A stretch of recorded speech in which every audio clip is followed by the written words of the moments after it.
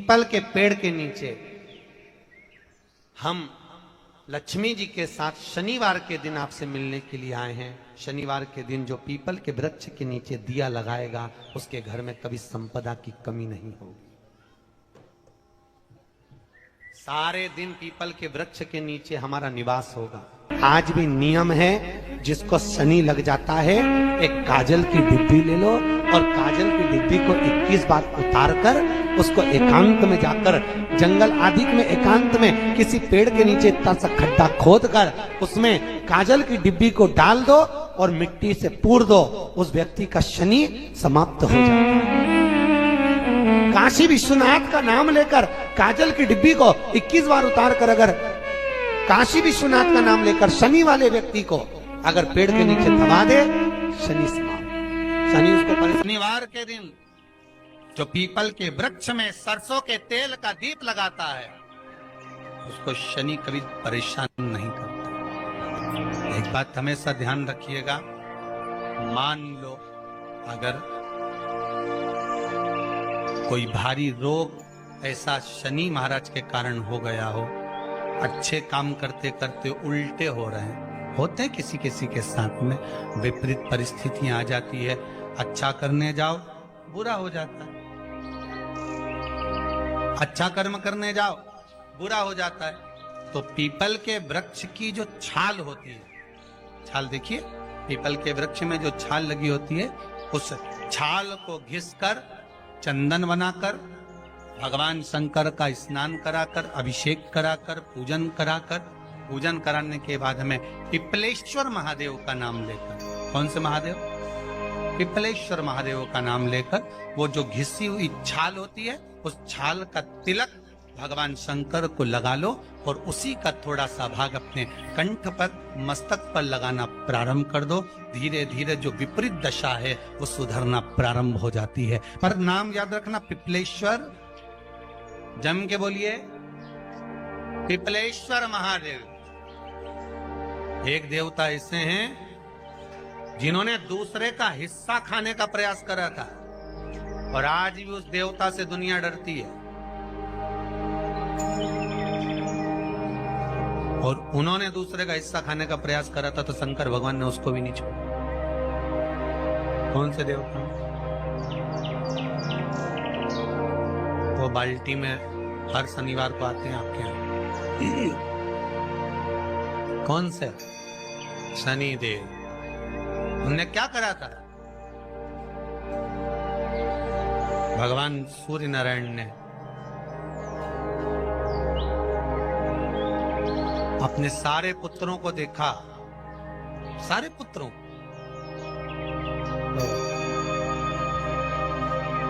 सारे पुत्रों को देखकर आज मेरे सूर्य नारायण भगवान बड़े सुखी, बड़े प्रसन्न। मेरा पुत्र शनि भी श्रेष्ठ है, मेरा पुत्र यम भी श्रेष्ठ है, सब ठीक है। आज भगवान सूर्य देवता ने अपने पुत्रों को बुलाकर कहा, आज मेरा मन कर रहा है कि मैं सारे लोगों का राज्य अपने पुत्रों को बांट दूं, सबको अपना अपना हिस्सा दे दूं। शनि महाराज जी को भी हिस्सा दे दिया गया। अब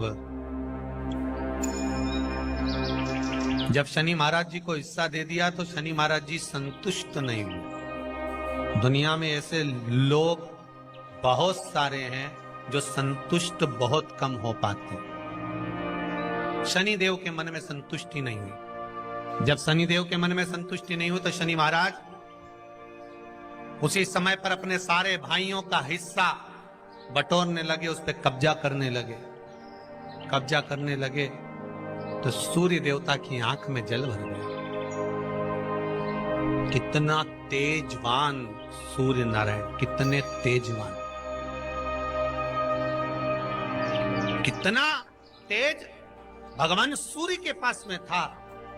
पर शनि महाराज को देखकर आज रो रहे हैं। शनि महाराज को, शनि महाराज ने अपने भाइयों के इस हिस्से पर क्या कर लिया?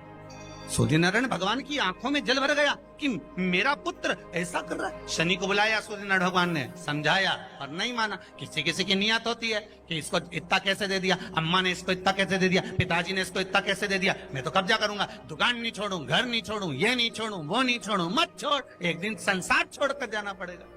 तब कहीं जमीन जायदाद छाती पे बांध के ले जाएगा। नहीं माने तो सूर्य देवता ने अपने गणों को भेज दिया, जाओ जरा शनि महाराज को जरा हटाओ वहां से। शनि महाराज को गुस्सा आया और शनि महाराज ने उन सारे गणों को नष्ट कर दिया। सूर्य नारायण रो रहा है। भगवान शंकर की पंचायत में सूर्य देव भी हैं, मतलब शंकर भगवान के मित्रों की गणना में सूर्य आते हैं। भगवान विष्णु, सूर्य नारायण, शंकर भगवान, माँ दुर्गा, गणेश जी, ये पंचायत है ना शंकर की, शिव पंचायत। शिव परिवार में कार्तिकेय, गणेश जी, पार्वती जी, शंकर जी, नंदी, ये शिव परिवार। पंचायत में सूर्य देवता। सूर्य नारायण को रोता हुआ देखकर भगवान शंकर को बड़ा दुख हुआ। शिव जी ने पूछ लिया, क्या बात है, आप रो रहे हो? नारायण क्या हो गया? मेरा बेटा मानने को तैयार नहीं है। आप चिंता मत करो, अभी देखता हूं मैं जाकर। और भगवान शंकर ने जाकर तुरंत सूर्य नारायण भगवान के कहने पर शनि देव को जाकर समझाया। इतने में तो शनि देव आग बबूला हो गए। आग बबूला होकर शनि देव ने कहा, ए शिव, आप मुझे जानते नहीं हो? शंकर भगवान ने कहा, क्या जानना है ये बताओ, क्या जानना है ये बताओ। शनिदेव कहते हैं, आप मेरी दृष्टि को नहीं जानते। शंकर भगवान ने कहा, तू भी नहीं जानता कि तेरी दृष्टि खराब कैसे हुई। तेरी दृष्टि को श्राप किसका लगा है तुझे नहीं मालूम क्या? शंकर भगवान ने जब समझाना चालू करा कि देख शनिदेव, तुम तो कह रहे हो, तुम तो बोल रहे हो कि मेरी दृष्टि नहीं जानते। हम जानते हैं आपकी दृष्टि, मना नहीं है, जाना, पर आप नहीं जानते क्या? शिव जी जानते हैं। शिव जी ने कहा, मैं सब जानता हूं। आपका विवाह करा सूर्य देवता ने, आपकी पत्नी घर में आ गई, आप अपनी पत्नी को देखते तक नहीं थे, इसलिए आपकी धर्म पत्नी ने आपको श्राप दिया कि जिस पति ने मुझ पर दृष्टि नहीं डाली, मेरे वो पति की दृष्टि कुदृष्टि हो जाए, जिस पे डालेगा वो बर्बाद हो जाए। शनि महाराज ने कहा, आप मेरी पत्नी की याद मत दिलाओ। शंकर भगवान बोले, ए शनि, फिर समझा रहा हूं, हिस्सा छोड़ेगा कि नहीं छोड़ेगा? शनि बोले, नहीं छोड़ूंगा। शंकर भगवान ने उठाया, पीपल के पेड़ के नीचे ले गए और पीपल के पेड़ के नीचे शनि महाराज को उल्टा लटका दिया। 19 साल तक शनि महाराज को पीपल के पेड़ के नीचे शंकर जी ने लटका के रखा। अब बोल, 19 वर्ष तक शनि महाराज पीपल के वृक्ष में, पीपल की जड़ पर बंधे रहे, बोले ही नहीं, सी टंगे रहे। अब दूसरे का हिस्सा खाने वाले को जब शनि महाराज जैसे के लटका दिया भोलानाथ ने, तो तुम कहीं लगो रे लाइन में? मेरा विचार तो करो। 19 वर्ष तक शनि महाराज लटके रहे, तब 19 वर्ष नेत्र बंद कर कर शनि महाराज ने शंकर की आराधना करी कि दुनिया में कोई ऐसा नहीं जो मुझे उल्टा लटका दे, केवल एक यही है जिनने मुझे लटकाया है।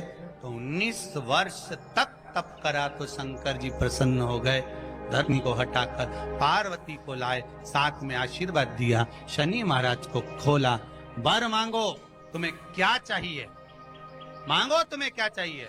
शनि महाराज ने कहा, मांगूंगा कुछ नहीं, आप वर दे दीजिए। शंकर जी ने कहा, मैं तुम्हें दंड अधिकारी बनाता हूं कि आप अच्छे और बुरे का दंड दोगे, आप अधिकारी बनकर बैठोगे, मेरा आशीर्वाद तुम्हारे साथ में।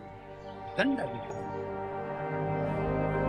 भगवान शंकर का एक अवतार है पिपलाद अवतार। पिपलाद अवतार, जब दधीचि ऋषि की अस्थियां चली गई, उनकी धर्मपत्नी सुवाच ने देखा मेरे पति को मार दिया गया, मेरे पति की अस्थियां ले गए राक्षसों का संहार करने के लिए, उनकी अस्थियां लेकर चले गए, मेरा पति चले गया। सुवाच गर्व से थी, मरना चाहती थी, प्राण छोड़ना चाहती थी। शिव जी ने देखा ये तो अग्नि के ऊपर चढ़कर अपनी देह त्याग रही है। शंकर भगवान ने आकर कहा, रुक जा सुभाष, रुको, तुम्हारे गर्भ में बच्चा है, तुम्हारे गर्भ में बच्चा है, वो बच्चा मर जाएगा। अब इस बच्चे को जन्म देकर भी क्या करूं? नहीं पिता, तुम्हारे गर्भ में जो बच्चा है वो महाज्ञानी है। तुमने मुझसे प्रसाद के रूप में मांगा था, कहा था शिव जैसा पुत्र होना चाहिए, तो क्या तुम शंकर को नष्ट कर दोगे? मैं शंकर को जन्म दूंगी। सुभाष ने 2 पत्थर उठाए, अपने गर्भ पर मारना प्रारंभ करा। गर्भ पर मारा, बच्चे ने जन्म लिया। बच्चा 7 महीने का था। उस बच्चे को उठाकर पीपल के कोटर में रख दिया। पीपल की कोटर। एक गिलहरी पीपल के फल को लेकर आती थी, पिपलाद के मुंह में देती थी। शिव का एक, इसलिए शंकर का नाम ही पिपलेश्वर महादेव। शिव का एक अवतार पिपलाद के रूप में हुआ है। तुम क्यों चिंता करती हो? तुम चिंता मत करो, तुम्हारा पुत्र जन्म दो तुम। और दिया धन सुभाष ने, उसके बाद प्राणों को त्यागा। और उस पीपल के कोटर में अगर भरण पोषण करने वाला कोई था तो वह देवाधिदेव महादेव था। फिर निवेदन करेंगे, माता के गर्भ में बच्चा रहता है, उसका भरण पोषण करने वाला मेरा देवाधिदेव महादेव है। अगर जन्म उसने दिया है तो मृत्यु भी वो देगा। अगर तुमको कुछ ज्ञान दिया है तो अच्छी जगह पर भी वही पहुंचाएगा। आप जो अभिलाषा लेकर आते हैं, बच्चे कहते हैं हमारी नौकरी नहीं है, सर्विस नहीं है, हम इस कॉलेज में पढ़ना चाहते हैं, हम इस जगह जाना चाहते हैं, हम इस पद पर जाना चाहते हैं, बस इतना याद रखना, तुम्हारा भाग्य बुरा नहीं होता। कभी भी याद रखना, संसार में जिसको भगवान ने जन्म दिया उसकी किस्मत कभी बेकार नहीं हो सकती। अगर भगवान तुम्हारी किस्मत बेकार होती तो जानवर बनाकर पैदा करता, इंसान बनाकर नहीं। किस्मत अच्छी थी इसलिए इंसान बनकर पैदा, जानवर बनाकर पैदा नहीं करा। अगर तुम्हारी किस्मत अच्छी थी इसलिए मनुष्य बनकर पैदा हुए हो, इंसान बनकर पैदा हुए हो, मानव बनकर पैदा हुए हो। भगवान को दोष मत देना कि भगवान ने किस्मत बेकार दी है। भगवान ने किस्मत अच्छी बनाई है इसलिए तुझे मृत्यु लोक में जन्म दिया। भगवान ने भाग्य अच्छा बनाया इसलिए तुझे शिव महापुराण की कथा सुनने का मौका दिया। नहीं तो भाग्य में नहीं होती तो कहां से मिल जाती? किस्मत अच्छी है तो भगवान फिर नौकरी भी लगाएगा, धंधा भी करवाएगा, सर्विस भी कराएगा, विवाह भी करेगा, शादी भी करेगा, मकान भी बनाएगा, जायदाद भी देगा, संतान भी देगा। उसने दिया है पेट तो भरेगा वही। हम काय को अपने माथे पर ले? मैंने इतनी पढ़ाई कर ली, मैं इंजीनियर हो गया, मैं ये बन गया, मैंने तो ये कर लिया, उसके बाद भी मैं घर में बैठा हूं, मेरा छोरा घर में बैठा, इतना पढ़ने के बाद बैठा। जन्म उसने दिया है, भाग्य उसका है, किस्मत उसकी है, तो कहो उसको कि शंकर का भजन कर, मंथन करे, मक्खन निकलेगा और घी भी जरूर बनेगा। हारना मती।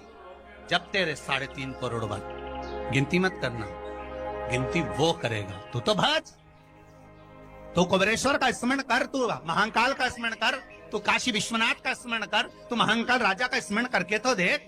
शिव का भजन कर, 1 लोटा पानी ले जाकर रोज चढ़ा शंकर जी के मंदिर में जा। शिव से भजन करने में क्या देरी? नहीं जा सकता शिव मंदिर में जाने में? बच्चों को अगर शर्म आती हो तो बेलपत्री के पेड़ के नीचे पानी चढ़ाया। वो भी नहीं कर सकता तो पीपल के पेड़ के नीचे चढ़ाया। वो भी नहीं कर सकता तो आंवले के पेड़ के नीचे चढ़ाया। पर कहीं जुड़ तो सरी, एक बार साध तो सरी, पकड़ने का प्रयास तो करो परमात्मा। शनिवार का दिन है जिस दिन अपन इस दरिद्रता से मिलने के लिए पीपल के पेड़ के नीचे आए हैं। हिंदू धर्म में ये दिन पीपल के वृक्ष के लिए पूजनीय होगा।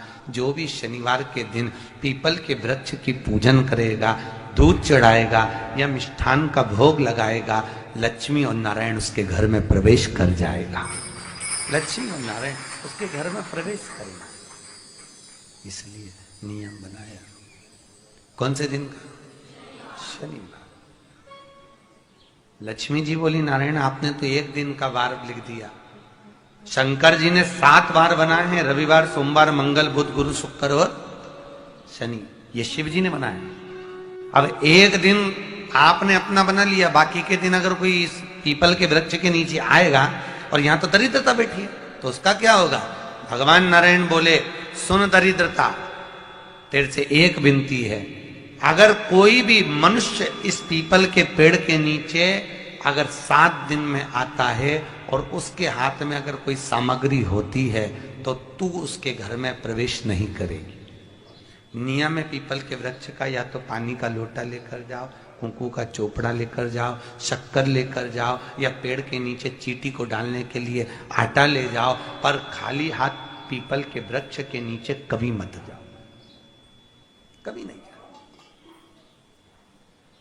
खाली हाथ जाओगे तो दरिद्रता तुम्हारे घर में प्रवेश करेगी। दरिद्रता उठकर खड़ी होकर बोली, नारायण तुमने अपनी मनमानी करी है, एक दिन मुझे भी मेरा चाहिए।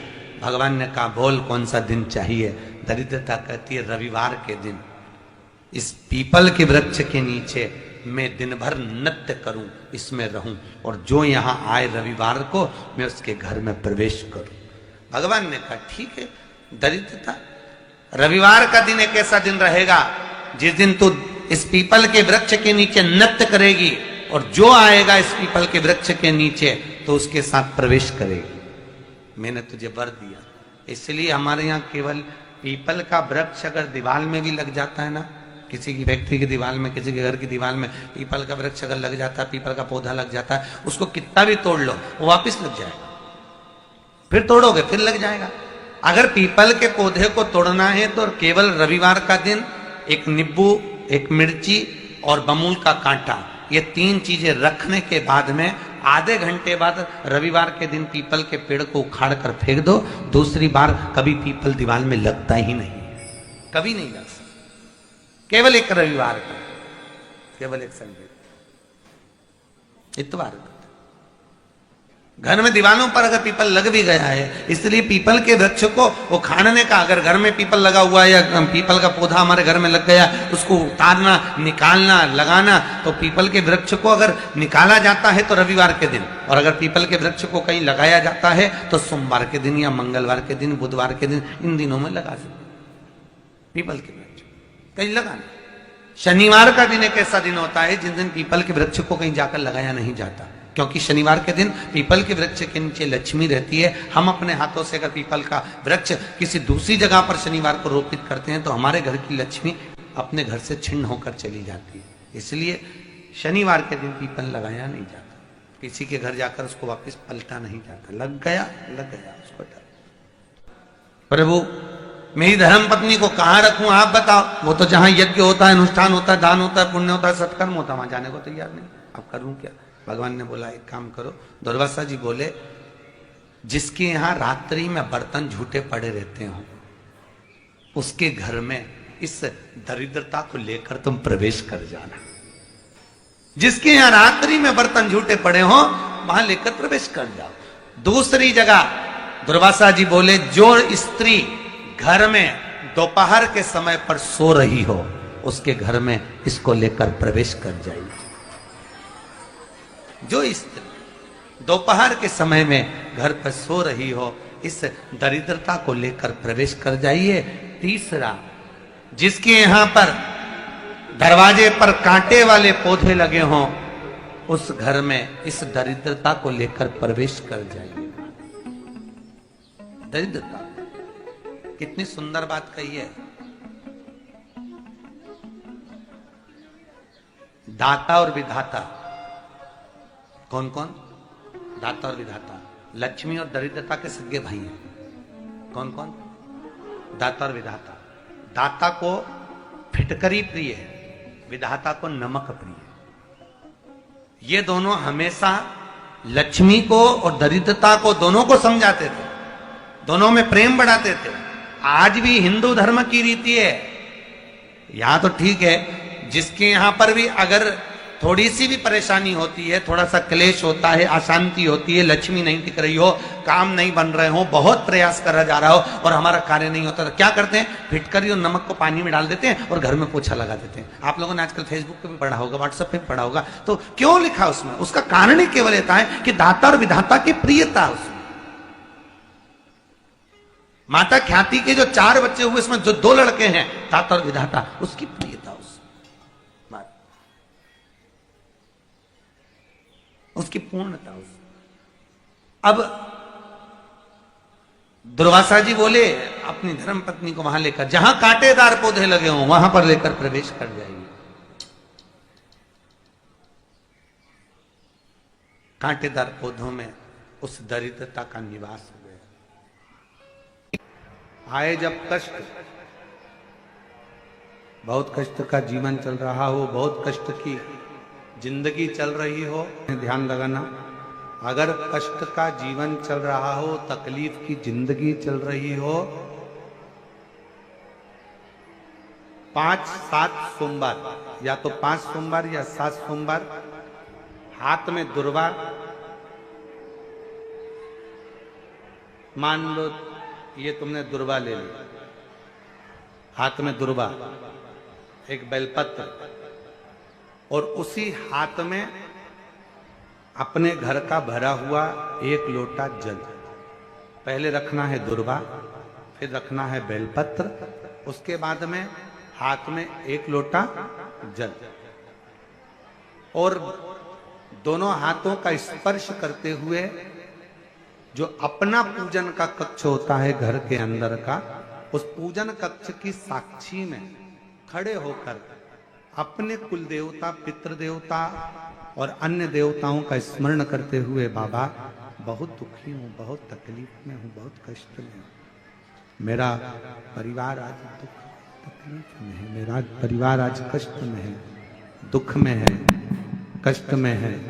बाबा को अपने मन का भाव कहते हुए, हृदय से प्रार्थना करते हुए अपने घर के मंदिर से निकलकर फिर उस जल को लेकर शिवालय तक जाओ और दक्षिण की ओर खड़े होकर उत्तर की ओर मुख कर कर जल समर्पित करो। बेलपत्र और दुर्वा दोनों को अशोक सुंदरी वाली जगह पर चढ़ा दीजिए। अशोक सुंदरी की जगह तो सबको मालूम है ना। अशोक सुंदरी वाली जगह पर उस बेलपत्र और दुर्वा को समर्पित कर दो। चढ़ा हुआ थोड़ा सा जल लेकर आओ, घर के दरवाजे पर उसका छींटा दे दो, लेपन कर दो, और बाबा से 5 सोमवार नियम से आप दुर्वा, बेलपत्र और जल का प्रयोग अगर करोगे, 5 सोमवार पूर्ण होंगे। जो तुम्हारा दुख है वो समाप्त जरूर होगा। शिव करुणा जरूर, शिव कृपा जरूर। बस इसमें 3 चीजों का स्मरण रखिएगा। 3 चीजों शिव पुराण कर रही है, इसमें 3 चीजों का स्मरण करिए। पहले नंबर पर दुर्वा, दूसरे नंबर पर बेलपत्र, और तीसरे नंबर पर जब जल चढ़ाकर वापिस आओ तो अपने घर में प्रवेश के पहले देहली पर भगवान शंकर के अपने घर के द्वार पर शिव का नाम लेकर जल का सिंचन।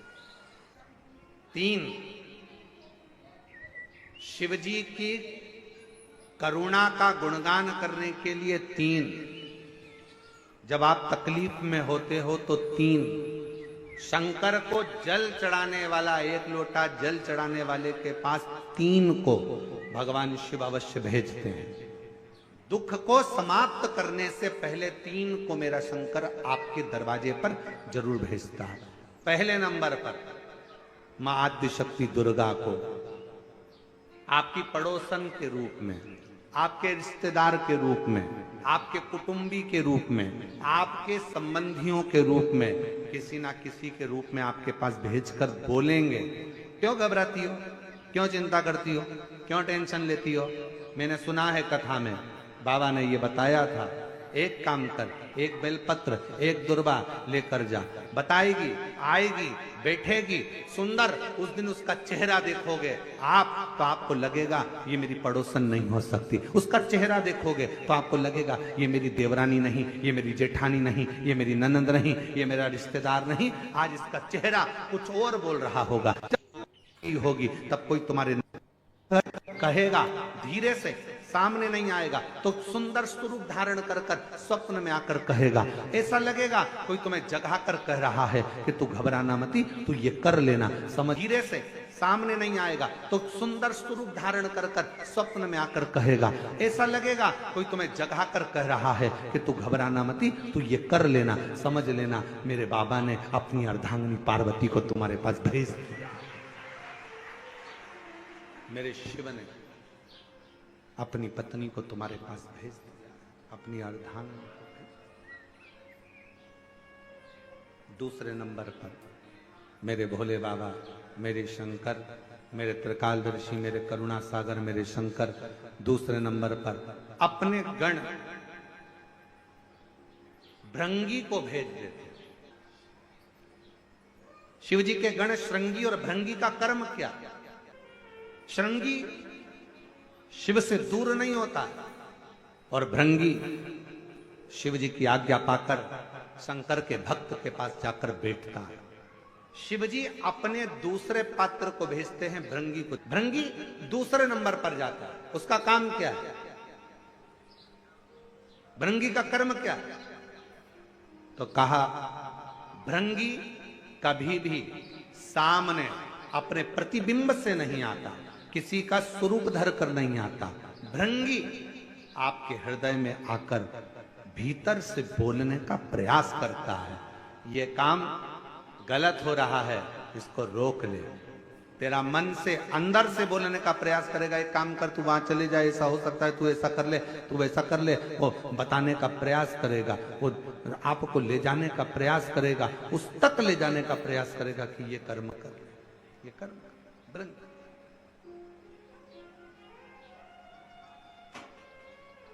दूसरे नंबर पर भृंगी आपके मन की वाणी को शिव तक पहुंचाने का प्रयास करेगा।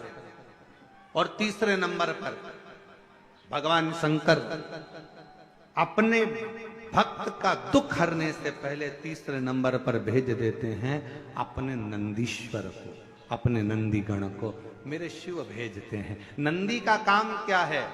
जैसे ही नंदी आता है, कोई व्यक्ति के रूप में, किसी रूप में, किसी फोन के रूप में, किसी कॉल के रूप में, किसी पत्र के रूप में, किसी मैसेज के रूप में, जब नंदी तुम्हारे घर में प्रवेश करता है तब वो तुम्हारे रास्ते को क्लीन कर देता है, रास्ते को साफ कर देता है, उसको मार्ग को प्रशस्त कर देता है। आप दिल से उससे कहो, जहां तार ना जुड़े। कोई कई जगह कहे ना, अभी हमने कहा कि हमारे बच्चे कहे यहाँ पर सिग्नल मिल रहा है, कोई कहे वहां सिग्नल मिल रहा है। अगर सारी दुनिया से हार गए तो फिर एक जगह पर जाकर सिग्नल मिलाना। एक बार शिव महापुराण की कथा में पहुंचकर बाबा देवादिदेव महादेव से अपने मन की बात कहकर कभी योग बन जाए तो उस कथा में आसन बिछाकर जमीन पर अपना आसन डालकर ये नहीं सोचना कि मैं वीआईपी कितनी हूं, मुझे कहां बैठना चाहिए, कहां रहना चाहिए। एक बार उस पवित्र प्रांगण में जहां बाबा की कथा हो रही हो, जहां बाबा कुबेर भंडारी का आनंदमय कथा कर तत्व ग्रहण करने को मिल जाए, वहीं पर रात्रि विश्राम कर कर बाबा से अपने दिल की बात कहकर अपने मन की बात जरूर कहना। ये निश्चित है मेरे बाबा से तुम्हारा सिग्नल जरूर मिलेगा और शिव आपकी बात को स्वीकार जरूर, शिव सुनेगा। भगवान देवादिदेव महादेव को जल चढ़ाते हैं, उसके 5 अलग अलग तरीके हैं। बहुत सावधानी से सुनना कथा, आपकी और हमारी जिंदगी की सार्थकता को सिद्ध करने वाली कथा। आज पंजाब की इस पवित्र भूमि पर अगर यह प्रसंग निकला है तो इसको आप अगर सुनेंगे तो आपका जीवन सार्थक होगा। शिव जी को 5 तरह से जल चढ़ाने का तरीका है। जैसे पंचामृत होता है, दूध, दही, शहद, घी, शक्कर, ये सब पंचामृत के अंतर्गत आते हैं। उसी तरह शंकर जी को 5 तरह से जल चढ़ाने का क्रम वर्णित किया गया। अब उसको समझेंगे, बहुत सावधानी से समझिएगा। पहला, जल लेकर आए, सीधे डायरेक्ट शंकर भगवान के शिवलिंग पर चढ़ा दिया। ये प्रथम जल का चढ़ाने का तरीका। दूसरा, जहां से पानी बहकर जाता है, जहां से जल बहकर जा रहा है, उसके ठीक विपरीत जल उत्तर में जा रहा है, आप दक्षिण में खड़े होंगे और दक्षिण में खड़े होकर उत्तर की ओर मुख करेंगे और शिव जी को जल समर्पित करेंगे। यह रोग मुक्ति करने वाला है और हमारे रोग पर हमें विजय प्रदान करने वाला है। यह जल चढ़ाने का तरीका। एक सीधे मंदिर में गए, लोटा भर कर जल उठाया, शिव जी को चढ़ा दिया। दूसरा जल, जहां से पानी बहता है, शिव जी का चढ़ा हुआ जल जहां से बहकर जाता है, उसके ठीक विपरीत में शिव जी का जल